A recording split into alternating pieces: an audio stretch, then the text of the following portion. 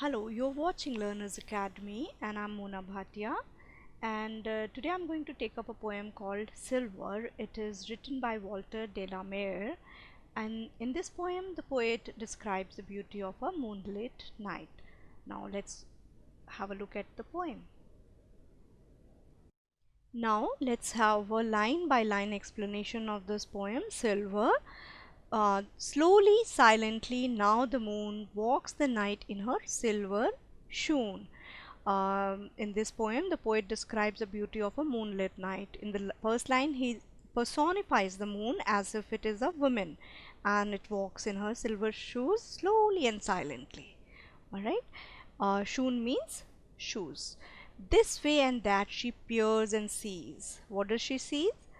Silver fruit upon silver trees. Now the moonlight peers or sees the silver fruits upon silver trees. Peers means looks or concentrate at. One by one the casements catch. One by one the window catches the, what does it catches? Her beams, the beams, rays of the moonlight beneath the silvery thatch. That means the window beneath the thatch. Thatch means roofs of houses or huts that is made of haze. Reflects the moonlight and appears to be silverish. Casement means window hinge. Alright. Now, couched in his kennel like a log. Now the moonlight falls on a dog who is lying in his kennel, who is sleeping like a log. Here the poet says that he is sleeping like a log. With paws of silver sleeps the dog. So the dog is sleeping and the moonlight falls on his paws and reflects the silver light of the moon. Beams means rays of moonlight and couched means resting or lying. From their shadowy coat the white breast peep. Now from the coat is the place where doves relax during the night. Now from the coat, which are shadowy at night, the silver moonlight reflects off their white chest. Whose white chest? Dove's white chest. One can see the white breast of the doves as light falls on them. A harvest mouse goes scampering by. The only creature who is showing movement in the night is the harvest mouse, which is scampering. Scampering means to run quickly with quick steps. Alright, so the mouse is scampering by with silver claws and silver eyes. The light is reflecting on its silver claws and silver eyes. The eyes are looking silverish. Alright, and moveless fish in the water gleam. So there is a stream nearby. In the stream, which is also silvery, the poet observes a motionless fish which is shining. Alright. Also there is reed, silver reeds. Reeds are water grass growing along the stream, appears to be silverish in color. The darkness of the night is picturized with silvery stroke by the poet and is trying to portray the beautiful image in our mind. The moonlight actually paints the everything in silver. So this is a beautiful portrayal of the night, how a night looks in a full moon. Now let's move on to the most important topic of the poem, figures of speech. The very first line has alliteration. The repetition of sound S, letter S is there. So this is alliteration. In this line also you can see the repetition of sound K, casement and catch. So there is another alliteration here. Then beams and beneath in the same line, that means another alliteration here. Now here in the last line also silver and stream. So the repetition of letter S is there. So the figure of speech is alliteration.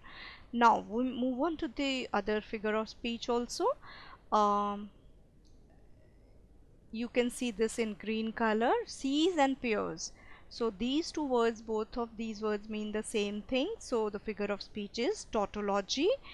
And you can also observe the repetition of the word silver in the same very line, and it is done many a times in the poem. Here in the third line, last line also, and in the last line also. So the figure of speech is repetition. Now there is metaphor also in this poem, paws of silver and silver feathered sleep. So there is a indirect comparison between the paws of dog and the silver sleep.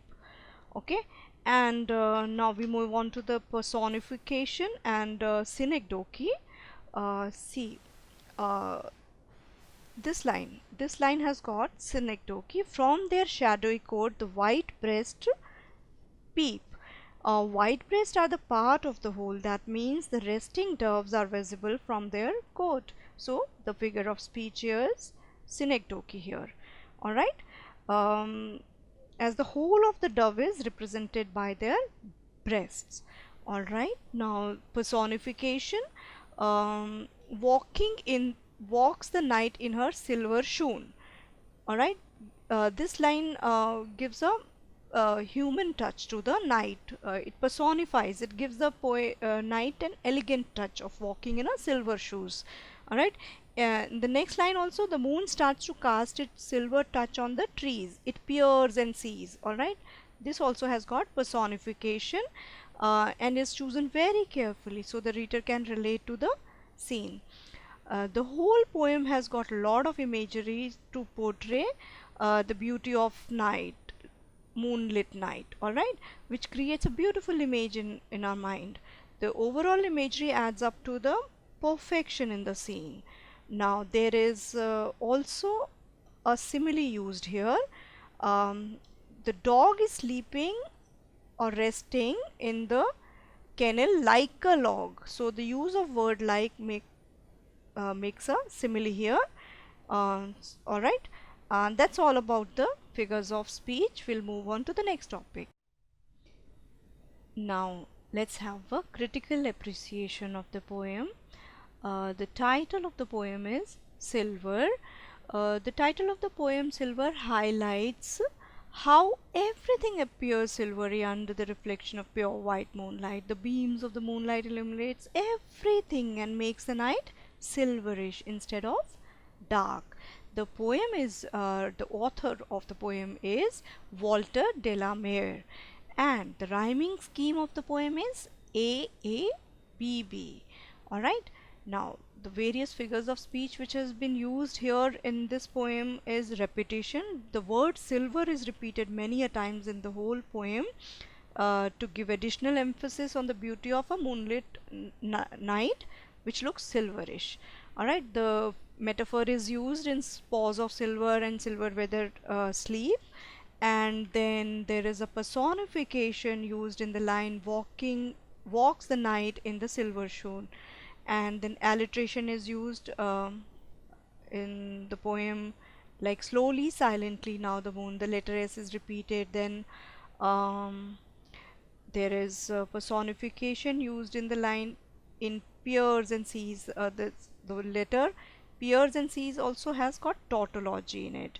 Alright, simile is also used, couched in his kennel like a log. So the use of word like introduces a simile in the poem. The central idea or the theme of the poem. The poem revolves around the theme of a moonlit night where everything shines like a silver because of the reflection.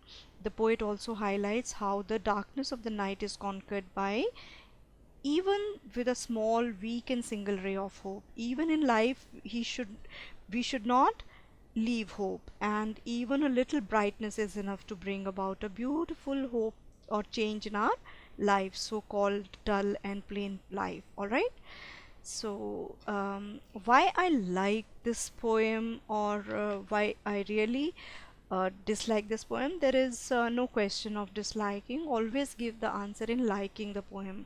Alright, so I like the poem because of the subtle portrayal of the silvery scene. It brings an element of tranquility and hope in my mind, even in the hours of darkness and despair. Alright, and the subtle message that it gives is that even in the darkness, that means even during sorrow, a little brightness is enough for bringing cheer and happiness and joy. Alright, in our life, so called dull and plain life. that's all about this.